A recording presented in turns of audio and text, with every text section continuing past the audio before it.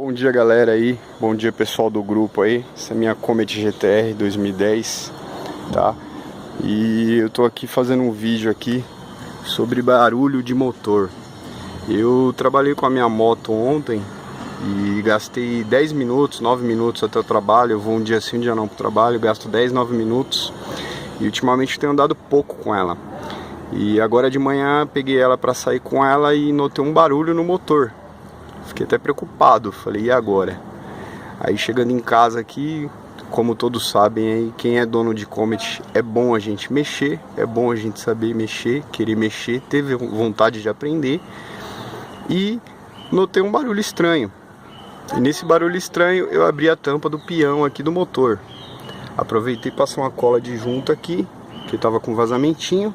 Ficou meio feio ali, meio rústico, mas o importante é parar de vazar. E o que eu notei? O pião, a porca do pião tá solta, ó. A porca do pião tá solta e danificou 3 dentes aqui, ó. Esses 3 dentes aqui, ó, estão danificados. Eu vou ter que trocar essa engrenagem aqui. A minha relação ela tá boa ainda, tá? Ainda dá pra rodar, mas eu vou ter que trocar essa engrenagem.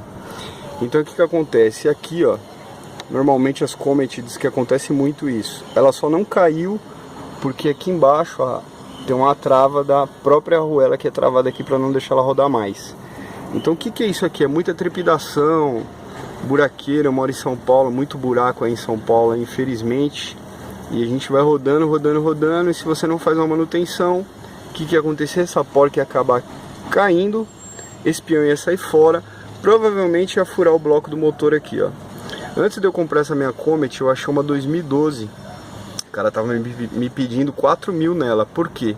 Justamente caiu a porca, soltou o pião, pegou aqui, quebrou aqui, furou o bloco do motor.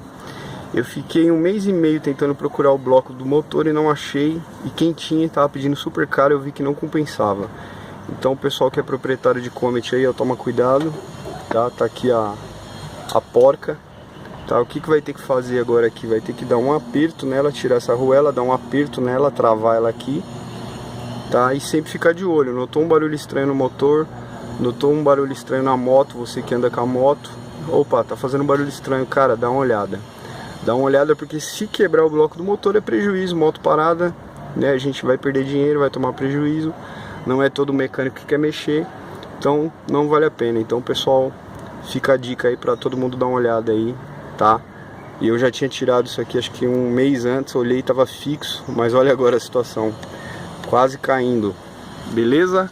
Um abraço a todos do grupo aí e uma boa semana.